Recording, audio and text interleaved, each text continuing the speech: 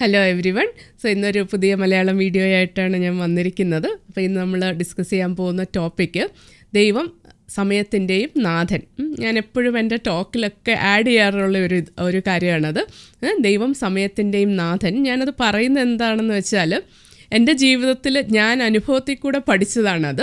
അപ്പം നേരത്തെ ആണെങ്കിൽ ഞാൻ എപ്പോഴും ഓർക്കുമായിരുന്നു, അയ്യോ എനിക്കത് ചെയ്യാൻ സമയമില്ലല്ലോ, അല്ലെങ്കിൽ ഇപ്പോൾ ഇത്ര കാര്യങ്ങൾ ചെയ്യാനുണ്ട്, അപ്പോൾ എനിക്കത് ചെയ്യാൻ പറ്റത്തില്ല, അല്ലെങ്കിൽ ഒരു അഡീഷണൽ റെസ്പോൺസിബിലിറ്റി കൂടി എടുക്കാൻ പറ്റത്തില്ല, അതിനുള്ള ഒരു ടൈമില്ല എന്നൊക്കെ ഞാൻ പലപ്പോഴും ചിന്തിക്കാറുണ്ടായിരുന്നു.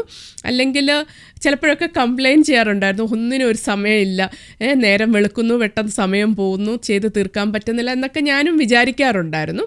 പക്ഷേ എന്നെ ഒരു 3-4 വർഷം മുമ്പോട്ട് കർത്താവ് പഠിപ്പിച്ചതാണ്, ദൈവമാണ് സമയത്തിൻ്റെയും നാഥൻ. അപ്പോൾ അവനെ നമ്മൾ ആ ജോലികളൊക്കെ അങ്ങ് ഏൽപ്പിച്ചു കൊടുത്താൽ അവൻ അതെല്ലാം നമുക്ക് ക്രമപ്പെടുത്തി തരും. അപ്പം അത് പല